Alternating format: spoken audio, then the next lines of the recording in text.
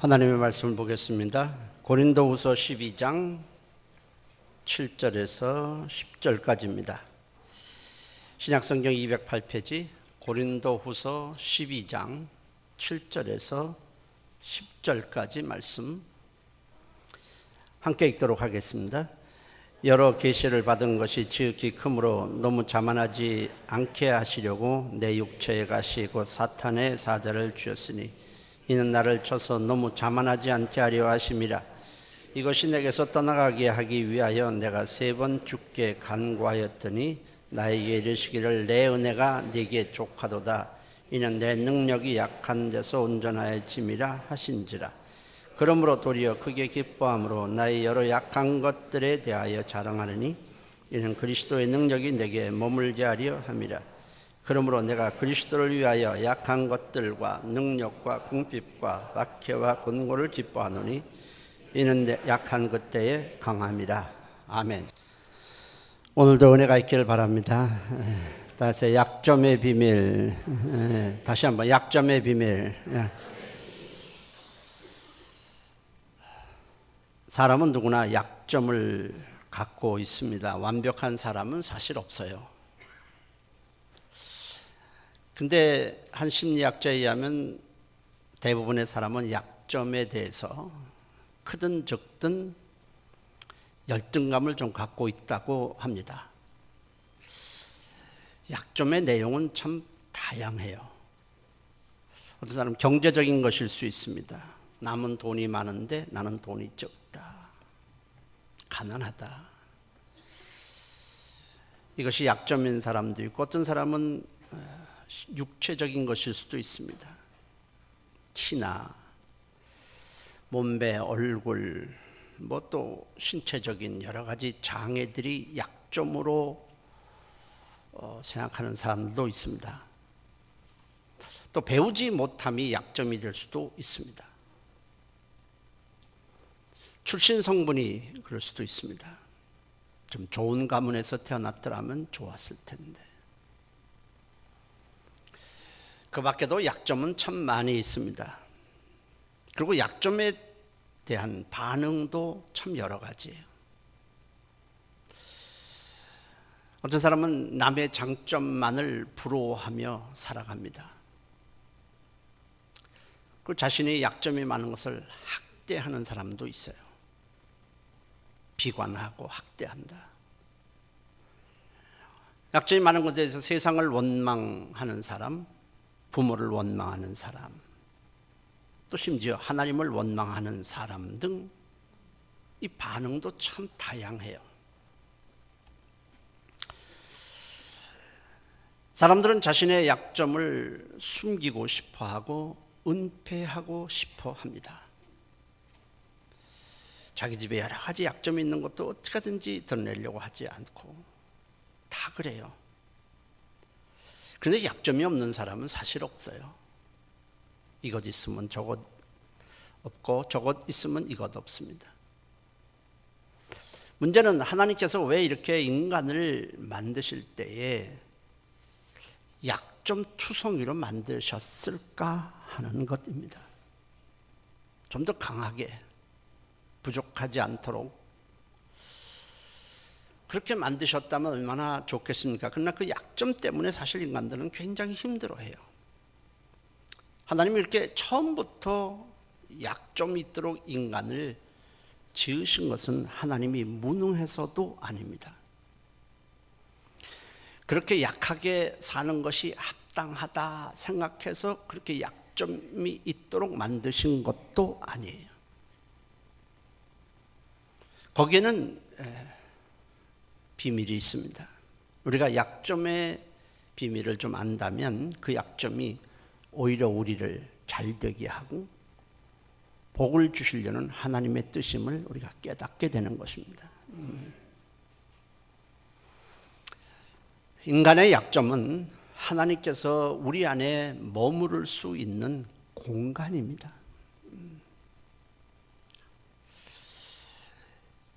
하나님께서 우리 안에 머물 수 있으려면 우리에게 약점이 있어야 돼요. 그 약점이 하나님이 우리와 함께 하시고 우리 안에 거하실 수 있는 공간이 되는 거예요. 만일 인간에게 약점이 없고 장점만 있다면, 약한 부분이 없고 강하기만 하다면, 부족함이 없고 다 풍부하기만 하다면 인간은 하나님을 필요로 하지 않게 됩니다. 그리고 하나님은 우리 안에 거하실 수 있는 공간이 없게 돼요. 그렇게 되면 결국 인간은 하나님 없이 살다가 멸망하는 겁니다. 하나님이 없는 사람보다 더 비참한 인생은 사실 없는 거예요. 어린아이가 부모를 가까이 하는 것은 약점이 많기 때문에 그렇습니다. 그 약점 때문에 아이는 부모를 필요로 하고 부모를 부지런히 찾습니다. 그로 인해서 부모는 아이에게 가까이 다가설 수 있습니다. 또 신기하게 그렇게 찾는 아이가 이뻐요. 그때가 제일 이쁜 것 같아요. 하나님도 마찬가지인 것 같아요. 만일 어린아이가 태어나서 스스로 모든 것을 다 알아서 한다면 아이는 부모를 필요로 하지 않게 되고 부모는 아이에게 가까이 다가설 수가 없습니다. 약점 때문에 사실은 부모와 어린아이가 끈끈해지는 거예요. 마찬가지로 인간은 약점 때문에 하나님을 찾습니다. 그리고 하나님과 함께하게 되고 하나님의 도움을 받게 되는 거예요. 그리고 하나님은 그 때문에, 약점 때문에 하나님을 찾는 자들과 함께 하실 수가 있는 겁니다. 사람들은 약점을 자꾸 메우려고 하지만은, 거기에만 열중하지만 사실은 약점은 그걸 메우라고 약점을 주신 목적은 아니에요. 우리 자신을 한번 잘 돌아보면요, 우리가 부족함이 없고 아쉬움이 없다면 우리는 하나님께 나오지 않았을 겁니다. 하나님을 찾았겠습니까? 그러나 약점이 때문에, 아쉬움 때문에 우리는 하나님 앞에 나오고 하나님을 찾게 된 겁니다. 하나님은 놀랍게도 약점과 연약함을 가지고 나오는 자를 도와주시고 채워주십니다. 아멘. 근데 채워주신다는 의미를 조금 이해를 해야 돼요. 하나님 앞에 나오면 채워주신다. 그것은 물건처럼 주신다는 의미가 전혀 아닙니다. 너 나왔냐? 도와주세요. 그럼 내가 줄게. 이렇게 물건처럼 띄워주는 것이 전혀 아니에요. 만약 그렇게 물건처럼 탁 던져주면 어떻게 될까요? 받았으니 인간은 더 이상 하나님을 필요로 하지 않게 됩니다. 다시 떠나게 되는 거예요. 그래서 하나님이 도와주신다, 채워주신다고 하는 성경의 의미를 우리가 이해해야 합니다. 이것은 하나님과 내가 밀접하게 함께함으로 하나님의 부유함과 하나님의 풍성함을 공유하는 겁니다. 공유한다. 이건 마치 뭐와 같으냐면, 끊어졌던 전선이 연결되면 전류가 흐르는 것과 똑같습니다. 원래 전류가 있었어요. 근데 끊어졌기 때문에 내게 흐르지 않다가 전선이 이어지면 내게 흐르는 것입니다. 다시 끊어지면 어떻게 합니까? 다시 흐르지 않는 거예요.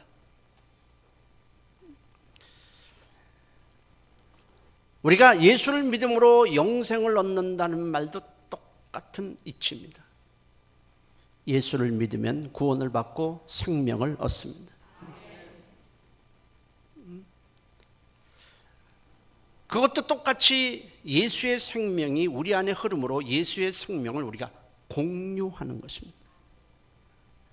그러나 예수를 떠나는 순간에, 지금 20년간 믿었다가도 예수를 떠나는 순간에 그 생명은 끊어지고 마는 것입니다.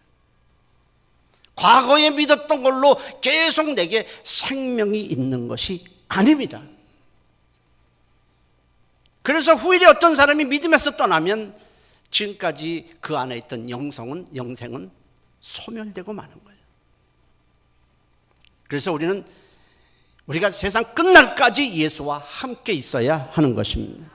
난 30년 동안 믿었었다, 20년 동안 믿었었다, 의미가 없는 거예요. 더 이상 과거에 믿었었던 것은 아무런 효력이 없다, 그런 말입니다. 그래서 요한일서 5장 12절에 하나님의 아들이 있는 자에게는 생명이 있고 하나님의 아들이 없는 자는 생명이 없다, 끊어졌다는 거예요.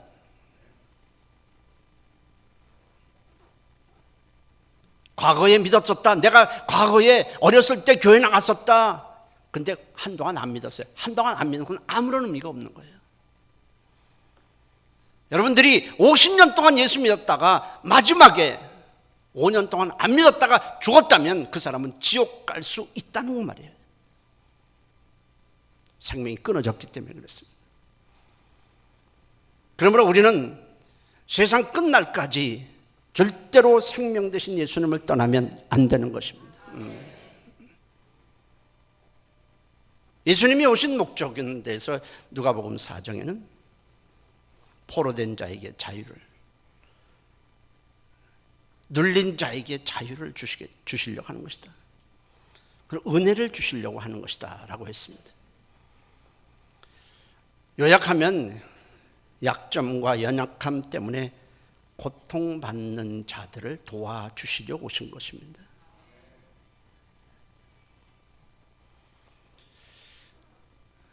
약점을 주시는 것은 약점 때문에 하나님과 우리와 함께 할 수 있도록 하기 위해서입니다. 그러므로 약점 때문에 내가 하나님을 찾게 되고 하나님을 만나게 되고 하나님과 함께 한다면 그 약점이 하나님의 축복을 받는 아주 좋은 도구가 되는 것입니다. 약점이 해가 되는 것이 아니에요. 약점이 복이 되는 거예요. 약점 때문에 내가 하나님을 만나는 것이 복입니다. 근데 만일에 약점 때문에 자신을 비관하고 불평하고 세상을 원망하면, 심지어 약점 때문에 목숨을 끊기까지도 한다면 그 약점은 그 사람에게 해가 되고 독이 될 뿐이에요. 그건 약점의 비밀을 몰라서 그래요. 약점을 주신 이유는 하나님과, 부유하신 하나님과 풍성하신 하나님과 함께 하라는 메시지입니다. 어린아이를 약점 있게 만드는 이유와 똑같은 것입니다. 어떤 사람은 약점 때문에 막 괴로워하다가 하나님을 만나서 구원을 받습니다. 그리고 하나님을 찬양해요. 그리고 하나님의 영광을 드러내요. 여러분, 우리가 이 찬송가를 작사하거나 작곡한 사람들의 그 내용들을 하나하나 보면요, 이 사람들은 약점 때문에 굉장히 고통받던 사람들이에요. 예수로 나의 구주 삼고, 이런 사람은 앞이 보이지 않았던 사람이에요. 맹인이죠. 주님을 만났어요. 세상과 나는 간 곳 없고 구속한 주만 보이도다. 이것이 나의 간증이요, 이것이 나의 찬송일세. 헬렌 켈러도 우리가 잘 알잖아요. 예수님을 만나서 그 신체적인 장애 가졌으면서도 나는 이 약점 때문에 내가 주님을 만나서 행복하다, 감사하다. 그 약점이 복이 된 겁니다.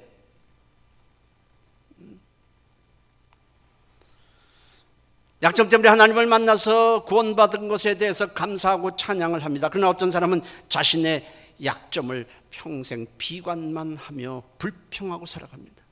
어떤 사람이 되어야 하겠습니까? 약점을 주신 하나님의 목적이 무엇인지를 모르기 때문에 그러합니다. 약점을 좋아하고 약점을 자랑하고 싶은 사람은 한 사람도 없어요. 이렇게 설교하는 저도 약점을 좋아하지는 않습니다. 그렇지만은 우리는 하나님 앞에서 자랑해야 합니다. 없는 것 자랑하고 부족함을 자랑해야 돼요. 왜? 그것 때문에 내가 하나님을 만나게 되었거든요. 죄 용서도 받고 우리는 하나님의 자녀가 되었고 영생까지 얻었기 때문에 그렇습니다. 이제는 약점에 대한 생각을 바꿔야 합니다.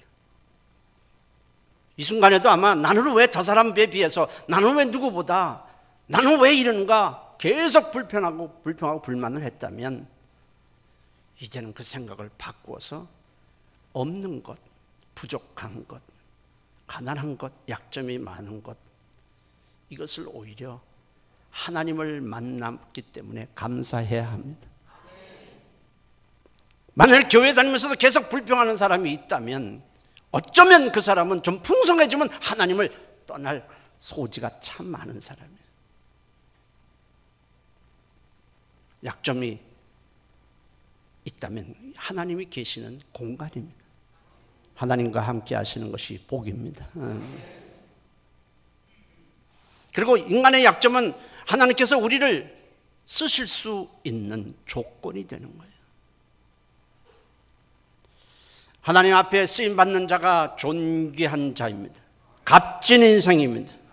어떤 사람은 사회에 쓰임받고, 어떤 사람은 나라에 쓰임받고, 어떤 사람은 직장에 쓰임받고, 다 쓰임을 받아요. 근데 사실 하나님께 쓰임받는 것보다 더 값지고 가치 있는 삶은 사실 없습니다. 하나님이 우리를 지으신 것은 하나님의 영광을 위해서 하나님께서 쓰기 위해서 지으신 것이지, 이 땅에서 우리가 육체를 위해서 잘 먹고 잘 살다가 인생을 끝나라고 주신 것, 우리에게 인생을 허락하신 것은 아닙니다.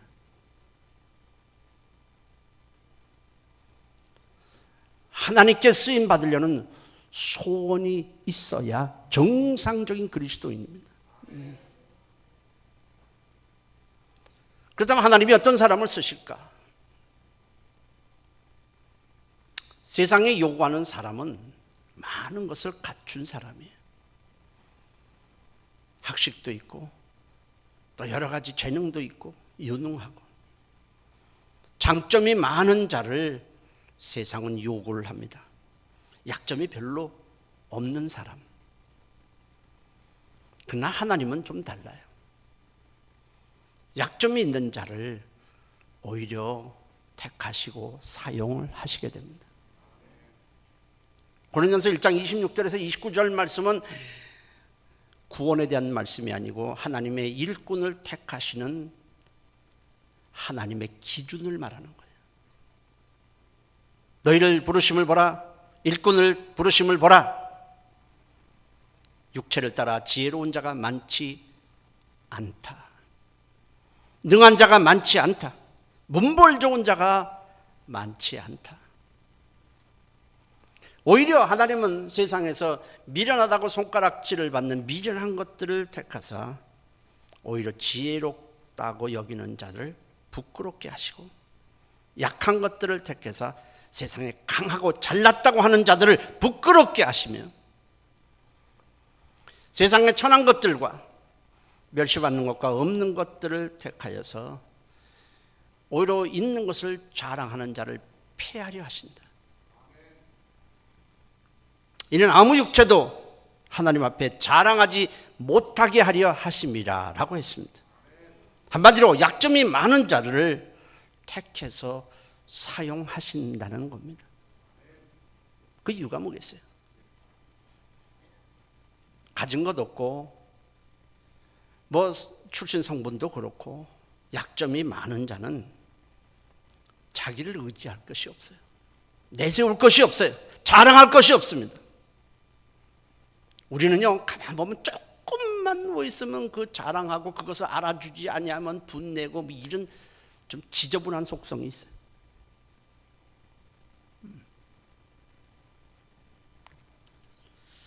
근데 내세울 것 없는 사람은 뭐 자기 자랑할 것이 없잖아요. 내세울 것이 없잖아요.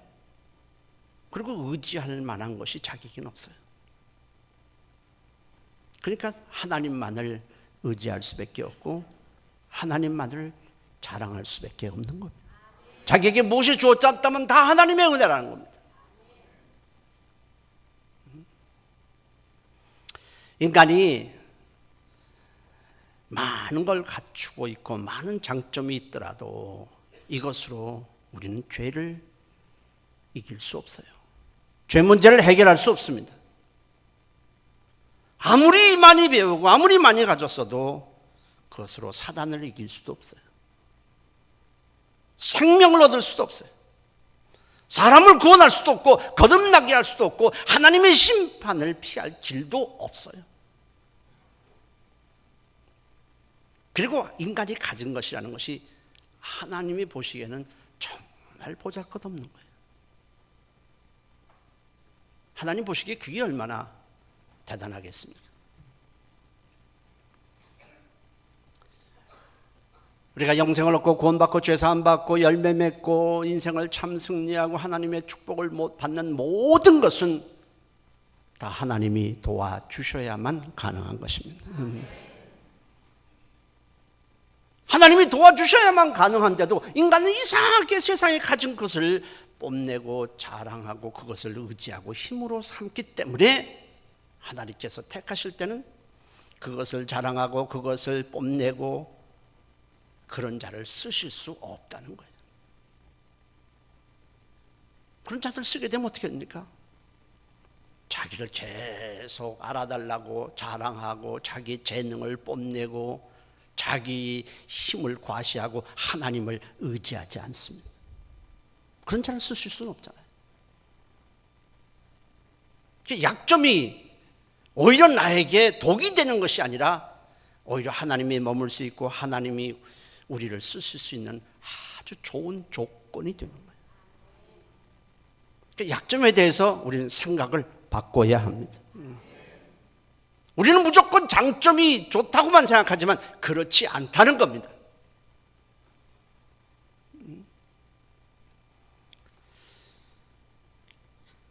예수님의 12 제자를 택하신 것을 보면은 참 약점투성입니다.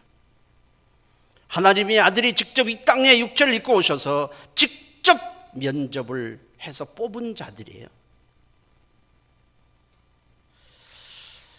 그런데 하나님의 아들이 이 땅에서 뽑은 사람들이 저 정도 수준밖에 안 되나 싶을 정도로 참 초라합니다. 그들의 경력이나 모든 면에서 아주 너무 초라해요. 내세울 게 정말 없어요. 오늘날 그들이 삼성에 들어가려고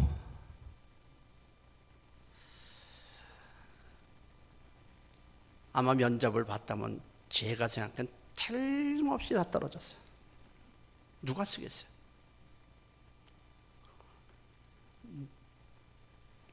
근데 주님은 그런 자를 택하셔서 아주 귀하게 쓰셨거든요. 그것은 그들은 내세울 것도 없고 자랑할 것이 없기 때문에 주님만 계속 의지하고 주님의 능력을 힘입고 주님만 자랑할 수 있는 자였기 때문입니다. 그런 자를 필요로 하는 거예요. 제가 목회를 하면서도 가만히 보면 어떻게 보면 여러분들이 많이 배우고 많은 재능이 있는 사람을 쓸 것 같은데 저 입장에서도 아니에요. 전 그런 사람을 쓰려는 게 아니고 많이 배웠든 안 배웠든 자기를 자랑하지 않고 예수 자랑하고 자꾸 주님을 의지하고 그저 말씀 사랑하고 기도하고 주님을 능력을 힘입으려 하는 자를 쓰게 되는 거예요. 당연한 얘기예요.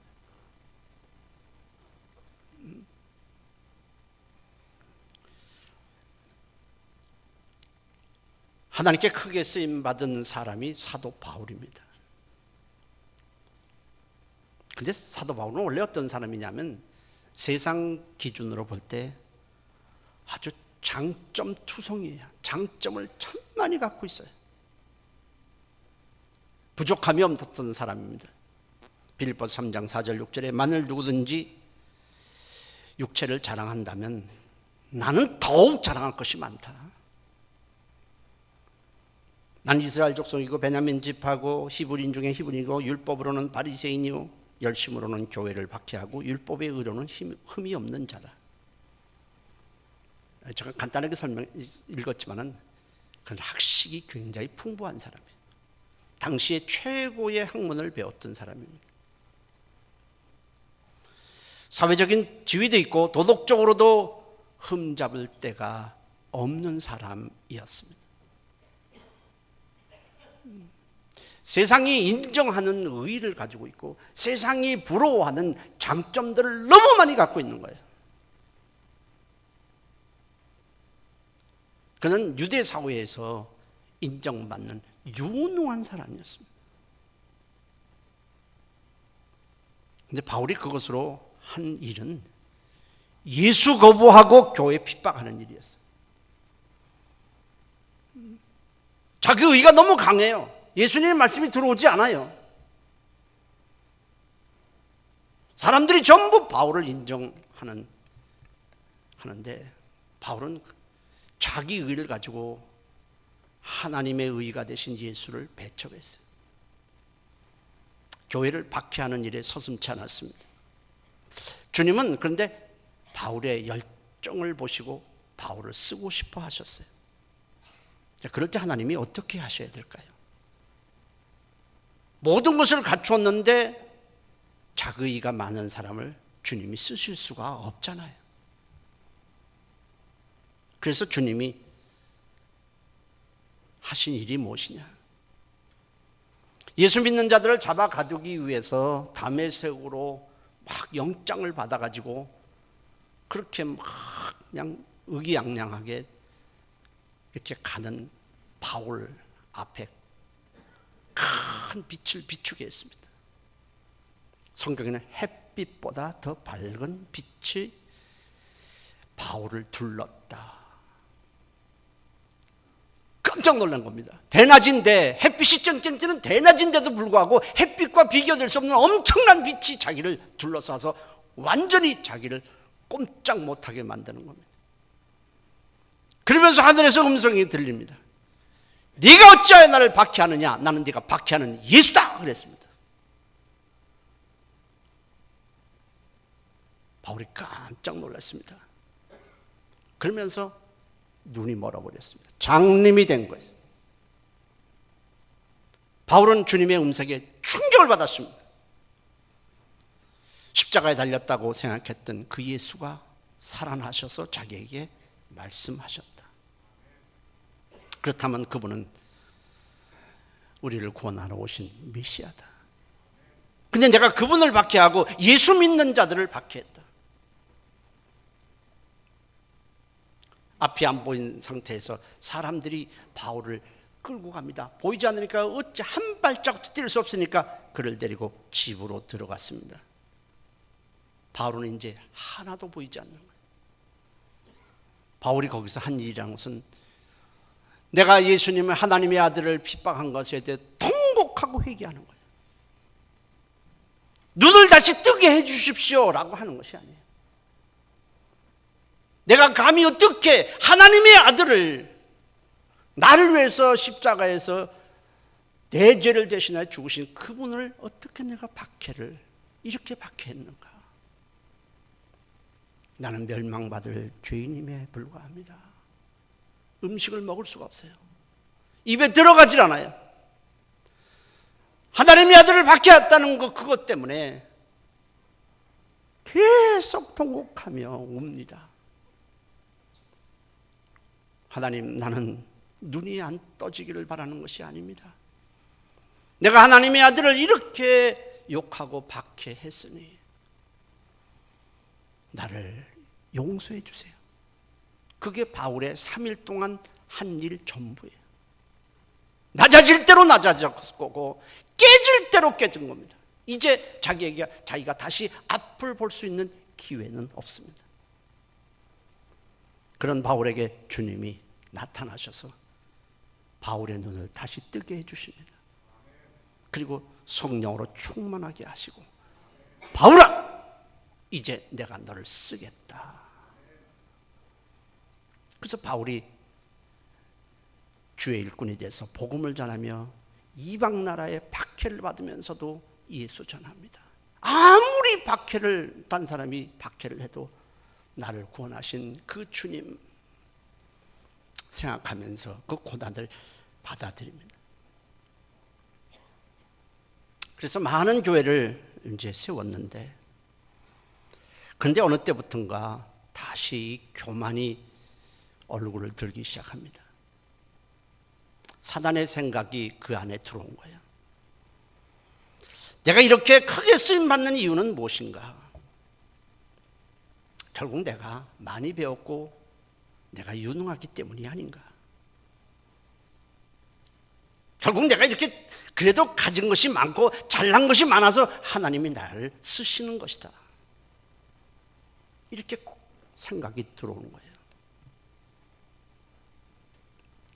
내가 많이 배웠기 때문에, 많이 알기 때문에, 유능하기 때문에. 그러면서 하나님을 의지하려는 마음이 약해집니다. 기도가 주는 거예요. 사실은 그동안에 바울이 그 많은 사역을 한 것은 성령의 도우심이었습니다. 주변 사람들이 바울을 위해서 기도했기 때문에 그렇습니다. 만약 제가 여기서 설교를 해서 말씀을 전하고 사람들이 변화가 돼서 구원을 받았다면 이건 제가 말을 잘했기 때문이 전혀 아닙니다. 성령의 도우심입니다. 100%예요. 그래서 후일에 바울이 나중에 깨닫고 하는 말이 그렇잖아요. 내가 나된 것은 하나님의 은혜다. 그리고 내가 모든 사도와 더 쓰임 받은 것은, 이것은 내가 잘나서가 아니고 모두 다 하나님의 은혜다. 이런 고백은요, 금방 나온 게 아니에요. 이런 가시의 아픔도 다 지나간 다음에 나온 고백이에요. 자, 바울이 교만이 싹 드니까 주님은 바울에게 가시를 주어서 약하게 만드셨어요. 너무 고통스러운 거예요. 갑자기 모든 것이 약해지는 겁니다. 여러 가지가 있겠죠. 신체적일 수도 있고, 여러 가지 박해될 수 있고, 아니면 여러 가지 물질적인 지원이 끊길 수도 있습니다. 여러 가지 도움을 주던 사람들이 갑자기 도움을 주지 않을 수도 있습니다. 여러 가지가 있을 수 있을 거예요. 바울이 견디다 못해서 주님께 가시를 없애달라고 간구를 했을 때 주님의 대답은 이러했습니다. 고린도후서 12장 9절에 바울아, 내 은혜가 네게 족하도다. 이는 내 능력이 약한 데서 온전하여 짐이라.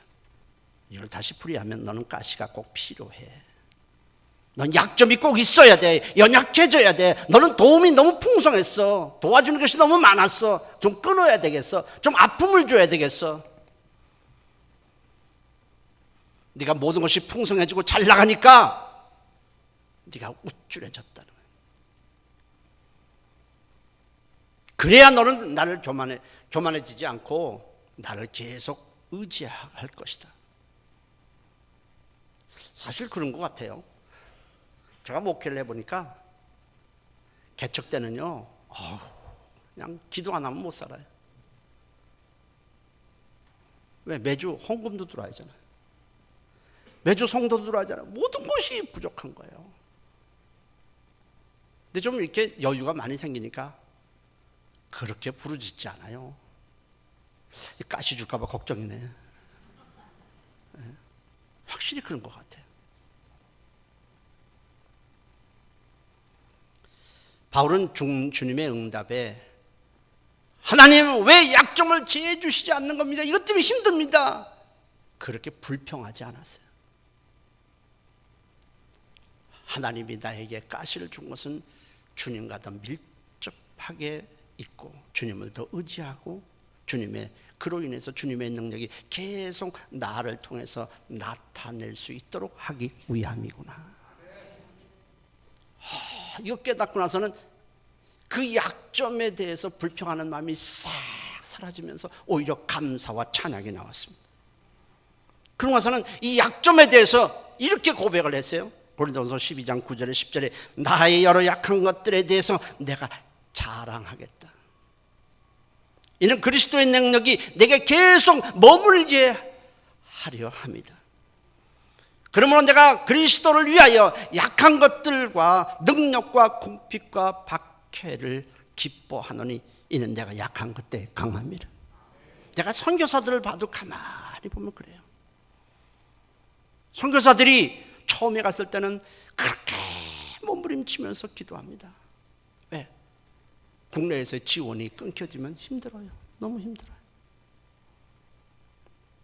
그런데 어느 정도 이제 선교가 자리 잡고 여유가 생기면 그들의 생각이 변하는 걸 볼 수 있어요. 달라져요. 태도도 달라져요. 자세가 달라져요. 그때 제가 할 수 있는 건 뭐겠어요? 끊어버리는 겁니다. 선교 지원을 끊어버리는 겁니다. 그러면 그때서 또 와서 어떻게 그럴 수 있습니까? 기도하세요.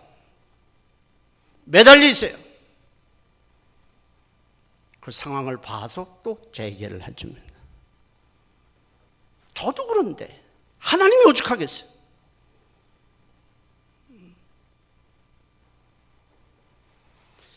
바울이 말했어요. 내가 약한 그때에 강함이라. 반대로 하면 내가 강해지면 하나님의 도움이 약해지고 내가 약해지면 하나님을 찾고 하나님의 도움이 많아진다는 뜻입니다. 병들어야 의사를 찾듯이 인간은 약점이 있어야 하나님을 찾게 되고 하나님을 찾으면 하나님의 부유하심을 공유하게 되면서 구원받고 온전해지는 것입니다. 여러분, 약점이 없는 것이 좋은 것이 아니에요. 약점 없이 모든 것이 풍부하고 잘 나가는 것이 오히려 저주가 될 수 있다고 말이에요. 왜? 하나님을 필요로 하지 않으니까. 하나님께서 우리에게 고통을 주시고 약점을 주시는 것은 본심이 아닙니다. 에레미야가 3장 33절에 주께서 인생으로 고생하며 근심하게 하심이 본심이 아니시로다. 본심이 아니지만은 주님 앞에 나오도록 하기 위해서, 주님 앞에 나와서 죄사함 받고 영생을 얻도록 하기 위해서, 하나님의 일꾼으로 쓰시기 위해서 아픔도 주시고 약점을 주시는 것입니다. 교회는 어떤 곳이냐? 부족하고 약점이 많은 자들이 와서 주님을 만나서 생명을 얻고 구원받고 온전해지는 곳입니다. 예수님 당시도 보세요. 누가 예수님을 찾았습니까? 바리새인들, 자기 의가 있고 세상에 부족함이 없는 사람들은 예수를 만나지 않았습니다. 그러나 약점투성이고 사람들의 비난거리가 됐던 창기와 세리, 죄인들은 예수를 찾았습니다. 예수님 그들에게 뭐라고 말씀하셨습니까? 너희는 천국에 들어가지 못하지만 세리와 창기와 죄인들은 천국에 간다고 말했어요. 오히려 그들에게는 세상의 손가락질을 받는 약점이 오히려 복이 된 거예요. 그들도 마찬가지로 바리새인들처럼 잘 나갔다면 그들도 예수님을 만나지 않았을 겁니다.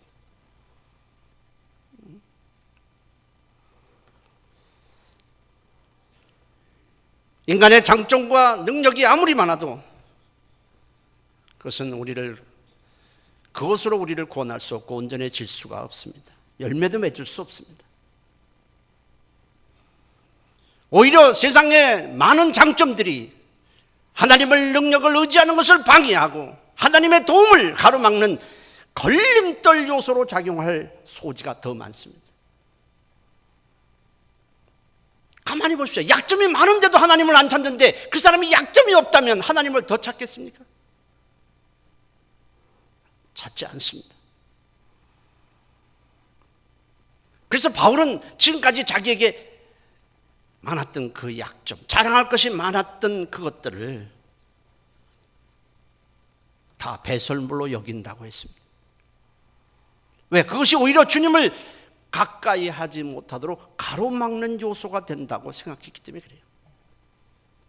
빌립보 3장 8절 9절 내가 그를 위하여 모든 것을 잃어버리고 배설물로 여기면 그리스도를 얻고 그 안에서 발견되려 함이라.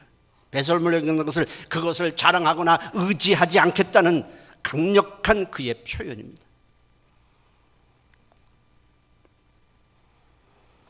하나님께서 약점을 주신 비밀이 있습니다. 하나님께서 우리 안에 계속 머물기 위함입니다. 우리를 쓰시기 위함입니다.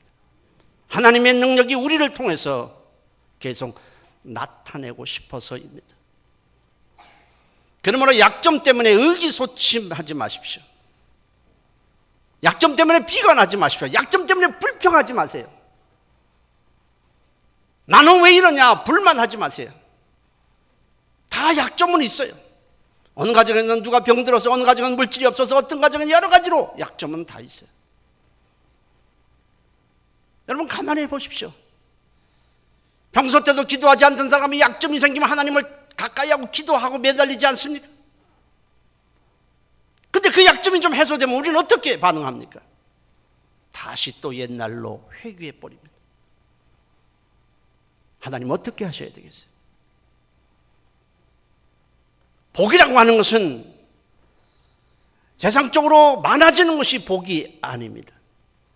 건강이 복이고 물질이 많아지고 복이고 모든 것이 형통한 것이 복이 아니라 하나님을 가까이 하는 것이 복입니다. 그것이 복이에요. 의기소침도 하지 마시고 열등감도 가지 마시고 오히려 그 약점이 하나님을 가까이 하고 하나님을 만나고 생명을 얻고 복을 얻는 기회가 되어야 합니다.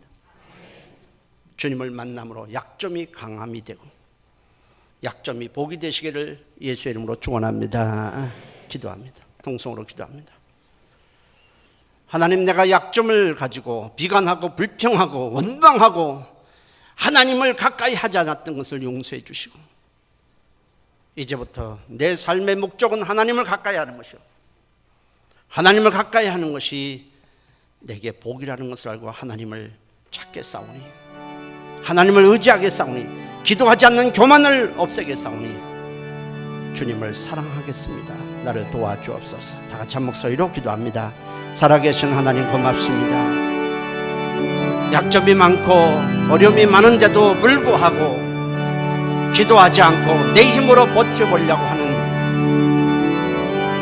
이 교만함을 하나님 용서해 주시기를 원합니다.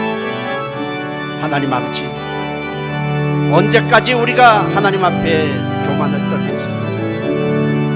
하나님이여 도와주시고 은혜 주시고 하나님의 힘과 하나님의 능력과 하나님을 의지하며 살아가도록 하나님이 역사하시고 인도하여 주시옵소서.